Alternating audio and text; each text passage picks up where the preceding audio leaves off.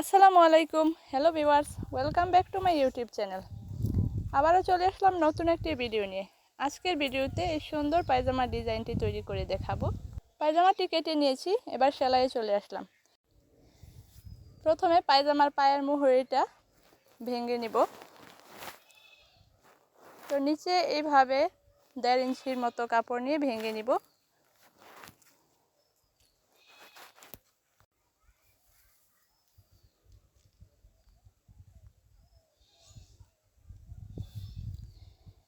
এবার এখানে 2.5 ইঞ্চি মাপের দুই পাশে 2.5 ইঞ্চি মাপের একটা কাপড় নিয়ে নিয়েছি। কাপড়টা জামা থেকে নিয়েছি ডিজাইন করার জন্য।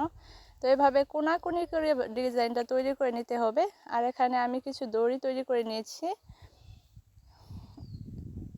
তো পায়জামার ফ্রন্ট পার্ট থেকেই এভাবে প্রথমে আমি দড়িটা লাগাচ্ছি রাউন্ড করে।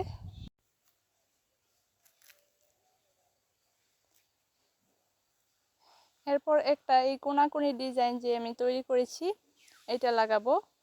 একটা দড়ির ডিজাইন আর একটা কোনা ডিজাইন, এভাবে করে পুরো পায়জামার নিচে এই ডিজাইনটা করব। আর এই কোনাগুলা কিন্তু আগে একবারে তৈরি করে নিতে হবে।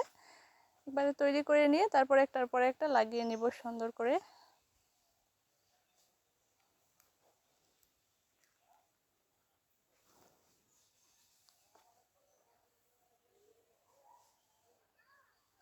তো এই ডিজাইনটা কিন্তু আমি একদম সামনের পার্টে লাগিয়ে দিয়েছি।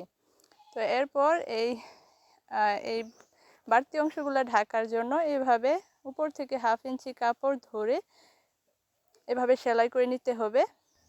সেক্ষেত্রে কাপড়টা পায়জামাটা লম্বায় কিন্তু একটু বাড়তি রেখে কাটতে হবে। তো একবার একটা চাপ সেলাইয়ের মতো করে দিয়ে আমি সেলাই করে নিচ্ছি। নিচের এই ডিজাইনটা কিন্তু আলাদা কাপড়ে লাগিয়েও তারপরে পায়জামার নিচে বসানো যাবে। আমার এই পায়জামাটিতে কাপড় একটু বেশি ছিল, তো একবারেই হয়ে গেছে, আর জোড়া দিতে হয়নি। তো ডিজাইনটাই তো তৈরি করে নিয়েছি, দুই পায়ের মোহরিতেই সেলাই করে নিয়েছি।